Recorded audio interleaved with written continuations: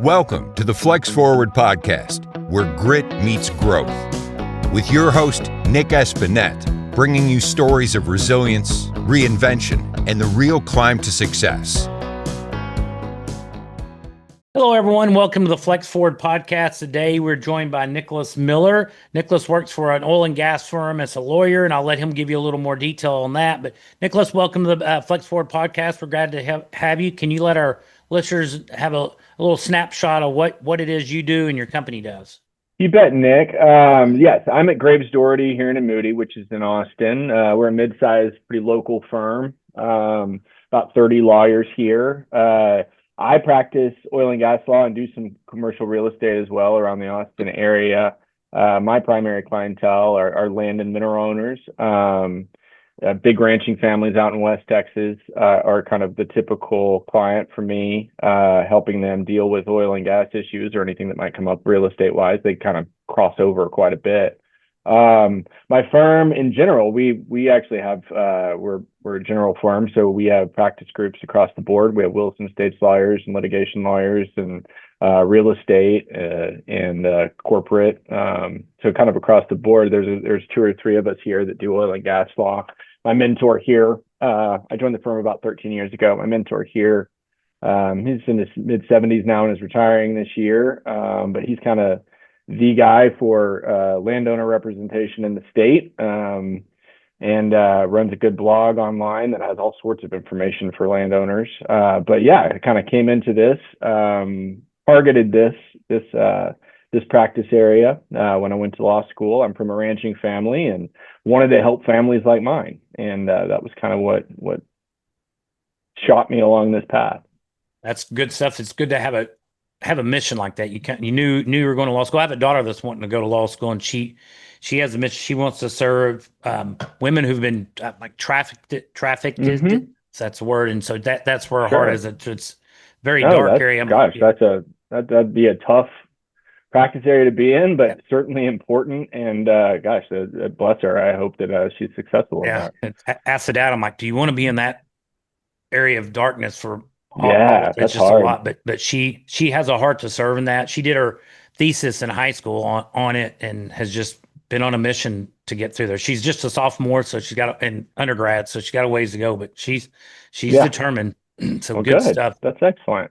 And then just to pass that, how I got here. I mean, I went to undergrad out in Virginia, actually, at Washington and Lee University, and met my wife there, who's from Austin, followed her back here, worked in the legislature for a few years, for 2 sessions in 2005, 2007. I was clerking the Energy Resources Committee in the Texas House and the Oilfield Cleanup Fund Advisory Committee.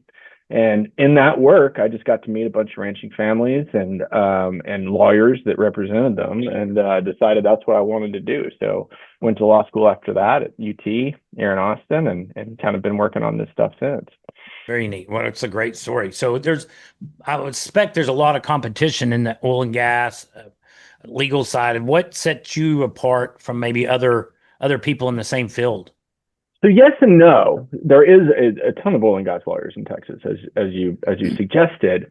The vast majority are on the operator side, and if they do some landowner representation, they often, or most of the time, represent a lot of operators too. So they may be conflicted out of a lot of matters, because obviously can't represent both sides. That's something that puts us kind of apart from other firms, I think, or at least the oil and gas lawyers that practice here, in that we are solely on the land and mineral owner side. We might have a small operator every once in a while, but it's rare. Every few years, there might be just some title matter or something that they need help with, or an easement or something like that. But generally speaking, it's all on the land and mineral owner side, and there's just not many practitioners in the state that do that solely. And so I think that puts us at a good advantage. But also, in terms of conflict, it's not only just a conflict with the parties, but I think also just kind of a matter in relationship conflict as well. I mean, if you're kind of on the operator side or the land and mineral owner side, you're naturally opposed to each other. Sure. I say opposed contractually, opposed in matters, and trying to get the best deal. But obviously we work together a lot too, in order for everybody to get a win-win situation.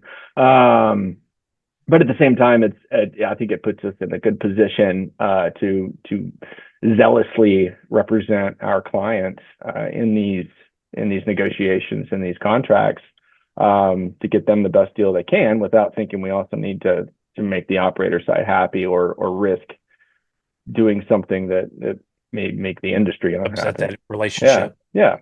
No, it's good stuff. Is there, as you've kind of worked your way from law school to now, was there something you found easy that others may have found challenging? I think it just helped having a background in this. I mentioned I'm from a ranching family. My dad, he retired a few years ago and unfortunately is suffering from Alzheimer's now. But he ran our family mineral office and ranch office for 40 years. And I have a big family. We go back generations. I've been up in the Panhandle for generations. So he's managed the mineral assets and the surface assets ever since I was a kid. So I've just kind of been around it my whole life. So I know the terminology and kind of understand the ins and outs, especially from that landowner and ranching family perspective. And there's a lot changing in that respect too. We have a legacy ranch in many generations, but a lot of those legacy ranches have been split up and divided up, and there's good reason for that. They're expensive to keep, and and families, once they go through a few generations, get more and more spread out. People move away. People have less interest in doing it, and especially if it takes money to keep it going. If there are cash calls in some of these families, they need a new fence, they need a road fixed, or whatever it might be. They just get too expensive to take care of, not to mention the property taxes. So I think that one of my goals is to keep those legacy ranches going and find new avenues for revenue. Just last year on our ranch, and I'm doing this for a few other clients as well now, we did a big solar deal. And I've been doing a lot of solar work recently. So it's kind of branching out from the oil and gas stuff and really just focusing on different sort of energy revenues or energy sources that ranches can take advantage of, and really be able to hopefully pass that piece of property or that legacy down to the next generation or a couple generations more. And I think that's what's really important to me is seeing those kinds of places preserved. I think that's awesome because I've seen that with some of the hill country. I don't know if you can hear that at jets flying over. I'll give it a second. We live fairly close to Naval Air Station, Fort Worth. They usually don't come this direction. Yeah, no, I couldn't hear it at all. No okay. Problem. So, we've seen some of the camps out in the hill country. Like my wife and I got married at a girls' camp. We rented it for the weekend, but then it got down where the family, part of them wanted to sell it, part of them wanted to keep it going. And unfortunately, something that was a blessing from 2 or 3 generations above became a wedge in the family. So it sounds like you're helping solve that. I'm sure the grandparents didn't want that outcome, but they had to go to court and battle and ended up selling it because part of the people want to keep the camp and others want to sell it and take the money right away or see it. So it sounds like you're coming up with solutions to reduce some of that stuff. So that's the idea, and I think you're kind of hitting it on the head. Yeah, I mean, there may be certain family members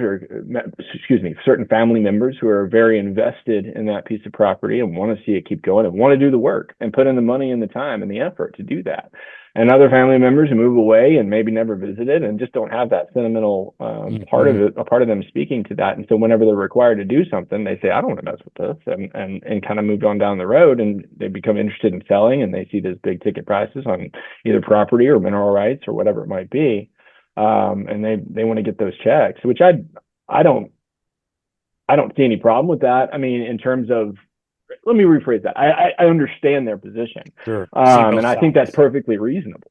So I just try to avoid that when we can, and instead of requiring more input from family members, maybe get more out of it and get that mailbox money. Those once those checks keep coming, then people get happy, and it honestly brings families together. And I hate to put it that way, but money's always an issue.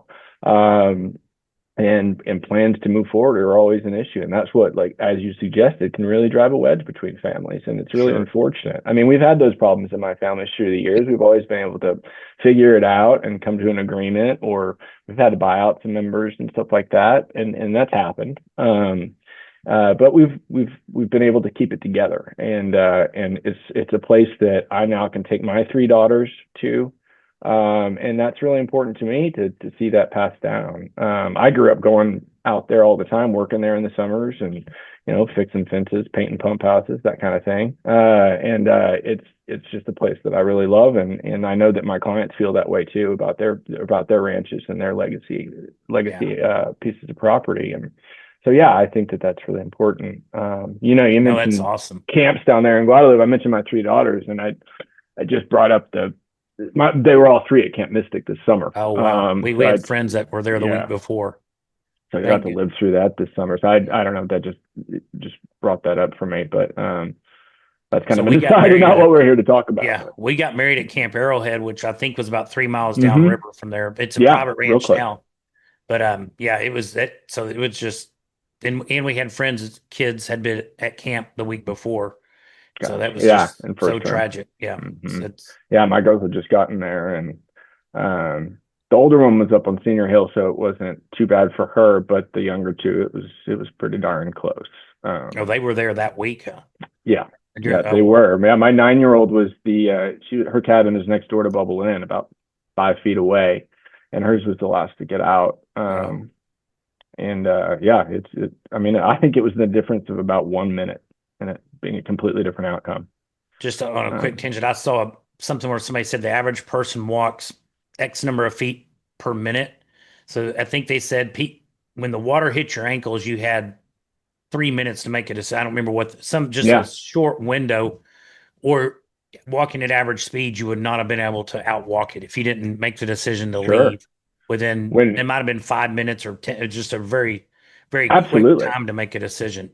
Absolutely. And thankfully with my 9-year-old, they had a counselor who it just didn't feel right to her, because they had ordered them to shelter in place at a certain point, because they thought, reasonably so, that the water's never gotten exactly, never gotten that high. And it's safer if you think about these little girls in a cabin where maybe the water gets up to their waist or something. I mean, that's, even that high hasn't ever happened before. It's far safer to have them in there than sticking them in rushing waters outside. I mean, that doesn't make sense. But for her counselor, for whatever reason, just had that intuition that didn't make sense. So she broke a window and started passing girls out, and ended up carrying my daughter out whenever the water was about at her shoulders.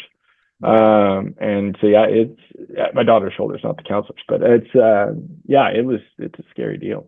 Anyway, so no, that's scary stuff. And I've got 3 daughters, so it was Oh, good. Yeah, excellent. I'm good. Yeah, special dads to have 3 daughters. I totally agree. Sure. I wouldn't change it for the world. Oh, same way. These people would say, "Well, don't you want a boy?" I'm like, "Nah, I don't think so. I don't know what I would do with one." Exactly. That's by the third. We were having the third one. I'm like, well, then we got to get more different decorations, different toys, and all the stuff that goes with them. I'm like, I'm good with girls. It's been good. Well, Nicholas, as people are listening and want to hear maybe something that you've utilized to get better at either work or personal or fitness. Do you have any tools that you use, podcasts or books or anything that you could share? Sure. Well, I mentioned my partner's blog, and I'll go ahead and plug that because I think it's an incredible resource, and that's oilandgaslawyerblog.com, which is kind of a mouthful, but he posts weekly, and it's if you're a ranching owner or landowner or mineral owner or really just interested in the law, it's really helpful. I use it all the time as a resource if I have questions, and find it invaluable. So there's that, and then just staying flexible, talking to people, learning about new industry. I mentioned solar. I mean, 3 years ago, I wasn't working on any solar deals, and now I would say this year, especially, I think that's been probably more than 50% of my work has been on like solar deals and some wind deals. It's just being able to pivot into something different like that has been really helpful in my practice, and I think really helps my clients because then they still have the one. Yeah, and they have the one shop where they have a lawyer, hopefully, that they already trust and know, and they've worked with, and they can still go to them for all of their needs, because it's really the same people we're dealing with. I mean, it's when you're dealing with solar fields, it's people that need a lot of property, preferably out in like West Texas. There's a lot of sun, it's flat, it's good topography for it, a lot of wind as well. So it's I think that being able to be flexible, while maintaining your integrity and learning as you go, is important. Also, I'd say, like, anytime I'm going through a contract, especially one that I haven't written, I always find something interesting. I always find something that I can take and steal, for lack of a better word, and utilize myself. And it's like, oh, that's an interesting way to word that, or oh, that's a good concept. I need to start plugging that into my documents. And so, like, I kind of have living forms that I constantly update, and that I'm making sure they're up to date with case law, but also just, there's a lot of smart lawyers out there, and I think it's helpful to ride on their coattails sometimes. Well, and I think that's great bits of wisdom to be open-minded when you see something else in another contractor, hear it, that you're learning from it. You don't ever, what the saying is, you don't want to be if you're the smartest one in the room, you need to find another room, because then you're not growing. So definitely utilizing other people's wisdom, or maybe their experience. And it's kind of the same with a mentor. You mentioned a mentor earlier. I think that's extremely important too. No having question. somebody you can learn from. I wouldn't be here today without my partner, John McFarland, teaching me the ropes. And I knew a lot coming in just because of my background. But gosh, I can't even imagine having done this, like, without him kind of walking me through some of this stuff. And especially with oil and gas law, it can be very specific, and is very much of a niche practice. I mean, I know that my other partners here that don't practice that speaking a different language. It's just completely different than anything else. Interesting. So it's So no, having a mentor is so important, and someone to guide you through that, because there can be something you might be working on and realize you've done it wrong, or maybe not wrong, but could have done it better for years. A little better. And sure. But yeah, that all speaks to the flexibility too, because you're not going to be perfect the first time. I'm not trying to suggest that you will be, but anything helps, and that's certainly something that helps in a huge way, is relying upon people that are maybe a little longer in the tooth than you are to show you the ropes, and then you do it for the next generation. Yeah. That's something else I've enjoyed, is just bringing up associates in my firm and kind of teaching them what my practice looks like, and if hopefully helping them on their path and on their road. And I've done that with a few. Some are still here, some aren't, but hopefully we all gained insightful information from one another and learned. So it's great. Those aspects are fun. That's awesome. Because, I mean, like, having a mentor, but also being a mentor to somebody, because I think teaching also selfishly helps you, but you're also giving back to someone too. So I think it's good to you just have those levels of, you have a mentor and then you're mentoring somebody. It helps everybody grow. It helps all the legal field or whatever walk of life that somebody's in. It could even be relationships or fitness, anything like that. That somebody that's already done it, already laid a path for you. Mentorship is so valuable.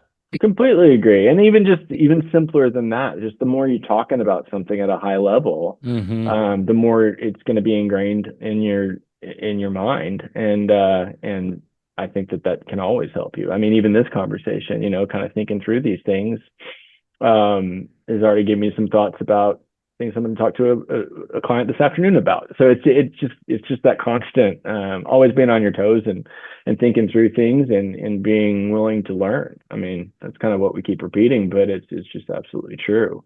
Because this industry is certainly changing. The problems that you face in everyday life are certainly changing, outside or inside this industry or any other. And it's easy to get left behind. It's kind of like standing still on a downward moving escalator. You got to keep going up. Yeah, keep moving. Yeah, things are changing, and just always learning and adapting. And it's kind of what we look for on the podcast is resilience and reinnovation and rise, just as things change and build up. So as you've kind of worked your way through your career, what is one of the biggest challenges you've had to overcome? Early in my career, I did not land at Graves Doherty right out of law school. I graduated law school in 2010, and it was a hard time to find a job as a lawyer, particularly in Austin. I mean, Austin's grown a lot since then and changed a lot since then, but the legal field just wasn't what it was in Dallas and Houston, in Austin. So I had some jobs potential job offers in those places, but didn't want to move here. This is where my wife's family was. This is where we had gotten married and started our lives. I mean, this is where we wanted to be. So that was challenging. And so I kind of had to take what I could get out of law school because the jobs just weren't available. Plugging away at that for a couple of years, but didn't stop talking to people, didn't stop applying to other places, didn't stop trying to branch out and expand my network. And that ended up introducing me to somebody who introduced me to somebody. And then they said, hey, we've got a real estate position open if you're interested in it. So I talked to the people here, and in that learned about their oil and gas practice as well. And they said, well, why don't you come over and do both? We'll start you in real estate, but you can, start working towards what we know you want to do, which is the landowner representation stuff, and kind of take your practice as wherever you want it to go. So I think that was kind of two things to take away from that. One, it's just networks matter, and you may not feel that initially. You may not feel that for 5 years, but then you never know what happens in 5 years. The guy you talk to may talk to another guy, and you get a random phone call, or he starts thinking about something and a conversation you had many years ago and gives you a holler. And so it's those kinds of things are just important in that you just never know where they can lead, and it can feel frustrating. It can feel like I'm not getting anywhere. I'm going to all these happy hours. I'm going to these industry events. I'm going to these CLEs for lawyers.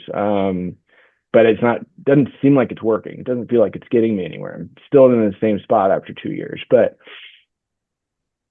then it happens. And it happens because of those connections, and it happens because of those networks that you never even saw coming. Yeah. So it's just, it all matters. And it can be just getting over that frustration and not giving up, I think is key. And the second part of that is, don't lose sight of what you want to do, even if you aren't doing that currently. I mean, like I said, I kind of was brought over here primarily to do a lot of real estate stuff, but they're like, maybe do this on the side and learn that industry as well, and kind of see where both can take you.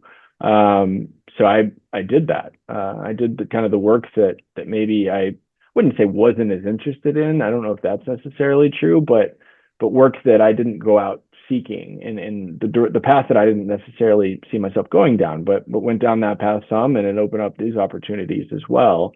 And I was able to kind of turn that into what I wanted to do, and some of the real estate stuff as well. So it being flexible, but also not losing sight of what you want to do, but that doesn't mean not putting your all into what you're doing currently. Because again, I think just like the networking, it all matters at the end of the day. Yeah, I was also lucky to land here. Yeah, I was also lucky to land here at Graves Doherty because we give our lawyers here a lot of latitude in terms of their practice area, and it's like, if you can make it work, go make it work. We'll give you the resources and do what you want to do, because that's really the most important. I think that's the most important for a business owner too, if you want to think about it from that perspective, because it makes your employees happy, makes your attorneys happy, and you're going to get better work and more engagement if your employees and your attorneys are happy and working on something that they enjoy and feel that freedom and that autonomy to kind of guide their practice with a group of people they like and with resources that they can utilize. But ultimately, it's kind of falls on our individual attorney shoulders to take their practice the way you want it. And I love that sort of flexibility and freedom. And I would think that's awesome, because I think it would help with retention and drive. Because if you have that freedom, you feel it's self-employed someone, you're working for what you like doing. And no, that's exactly right. That freedom. That's awesome. That's exactly right.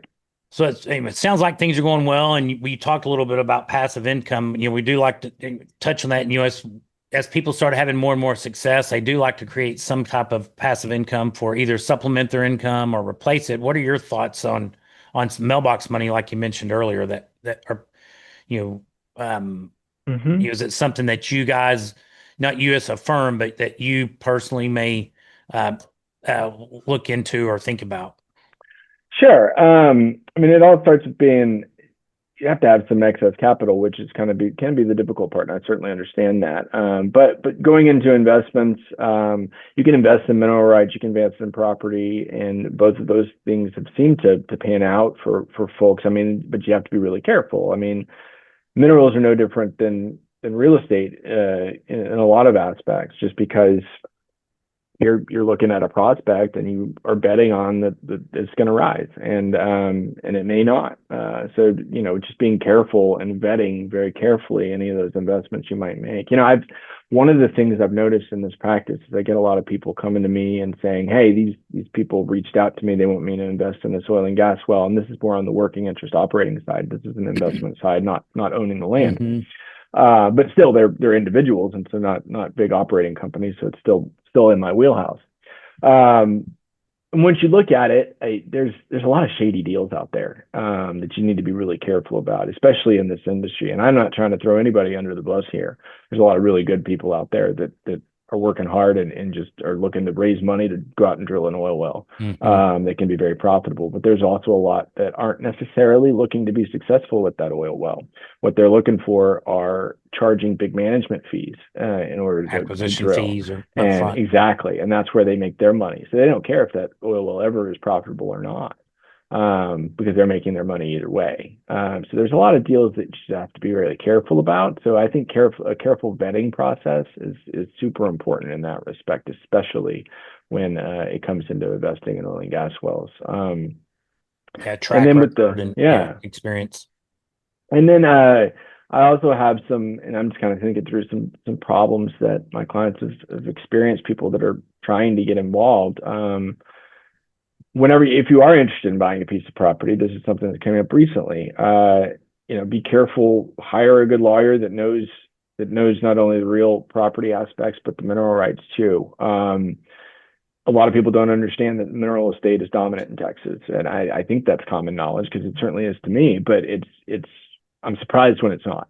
And so they might go out and buy themselves 100 acres out, in West Texas, got some pretty topography on it, got some good groundwater, get a great deal on it. And they think it's a great deal, but the reason it's a great deal is because it doesn't have the minerals with it. And then the next thing they know, an oil company's wanting to put a pad site right in the middle of their pasture. And they say, "Wait, no, you can't do that. I don't want you to." It's like, well, I'm sorry, you didn't look at this contract very carefully, or you didn't think through the ramifications of not owning those mineral rights in addition to the surface. And that can be obviously extremely frustrating. I've had to tell a lot of clients, there's absolutely nothing we can do here.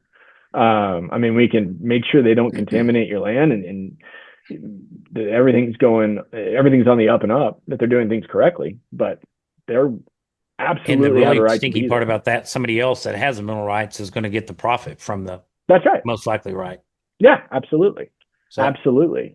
Depending on who the operator is you're working with, you might get a little money for an easement for a gas line or a road. Exactly. Something along those lines. But in most circumstances, they don't necessarily have to pay you that. I mean, a lot of that is just because they don't want you coming out there with a shotgun with your employees there, and they have to go out and get some sort of injunction that says they have the right to be there. And so it's easier to throw a little money at the landowner and make those problems go away, but they don't have to do that. They can absolutely utilize your property for to produce the oil and gas, either building a road or a pad site or putting in pipelines or electrical lines, kind of whatever it takes to produce their oil well, or using your water.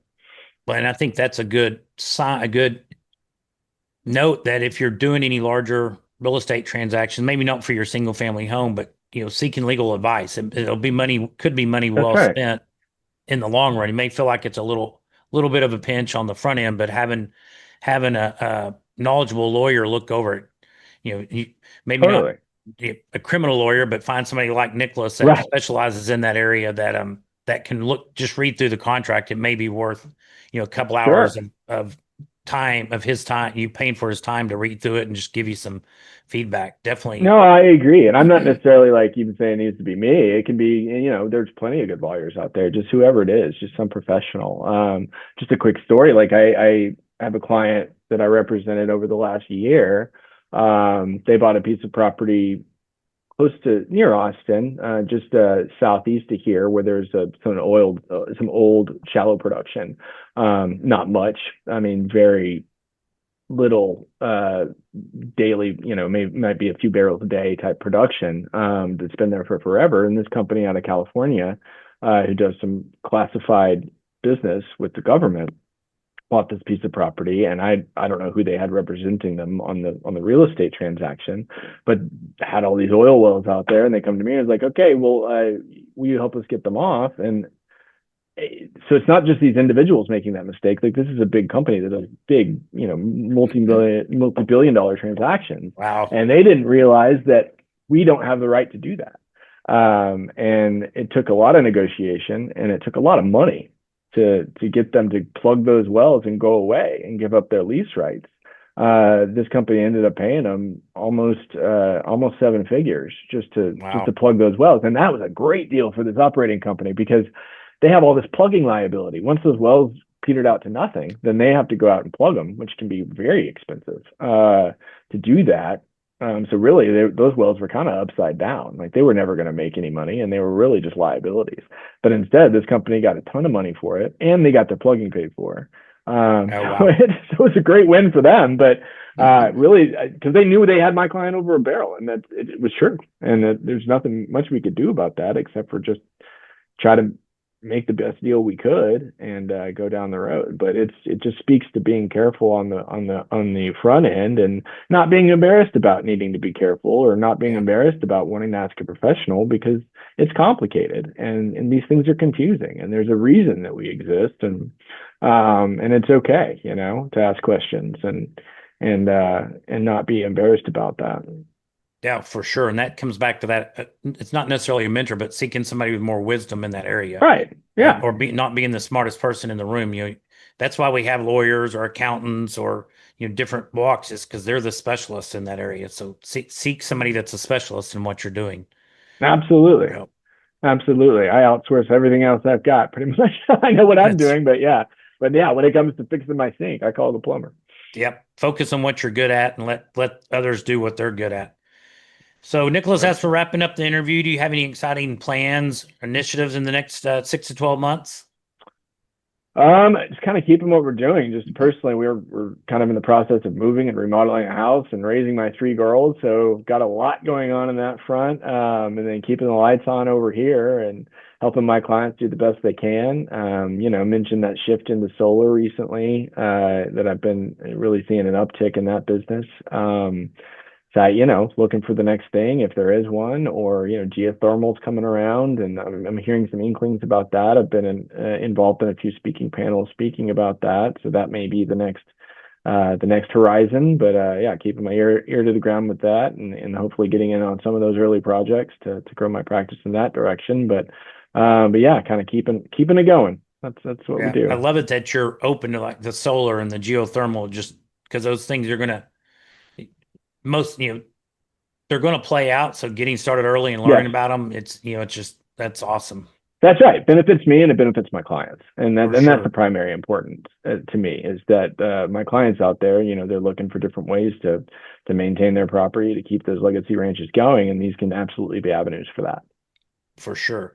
Well, thank you so much for joining us today and giving us your time. If our listeners wanted to get in contact with you, what's the best way for them to follow up? And yeah, no problem. So again, the name of my firm here in Austin is Graves Doherty. Graves Doherty here in Moody is a long name, but just goes by Graves Doherty. My email address is nmiller, just my first initial and last name, at gdhm.com. Phone number is 512-480-5656. Always feel free to give me a holler or shoot me an email. One of the things I pride myself on is being extremely responsive. And I know that's appreciated by my clients, and I get that note all the time. I'm always proud of it when I do, but I try to turn around all my emails in a day, if not in an hour. So, always reach out, and if there's something we can help you with, then that's great. If there's something I might look at and give you some advice and say, this is probably not worth it, we'll talk about that too. And I won't charge anything for it. So, just feel free to reach out anytime and we'll figure it out. Yeah, if you guys have any needs to be met, please give Nicholas a shout and see if he can help you out. Well, Nicholas, thank you for joining today. I really enjoyed learning what you do and learning more about oil and gas. A lot of stuff I didn't know about. So it's been great. Yeah. Kind of just, I'm sure we just scratched the surface, but there's a lot of great information. But thank you for joining. You bet, Nick. And if you're down this way in Austin, give me a holler and we'll grab a bite. Thanks for listening to the Flex Forward podcast. If you've got grit, growth, and a great story, visit flexforwardpodcast.com/guest to apply and join us on the show.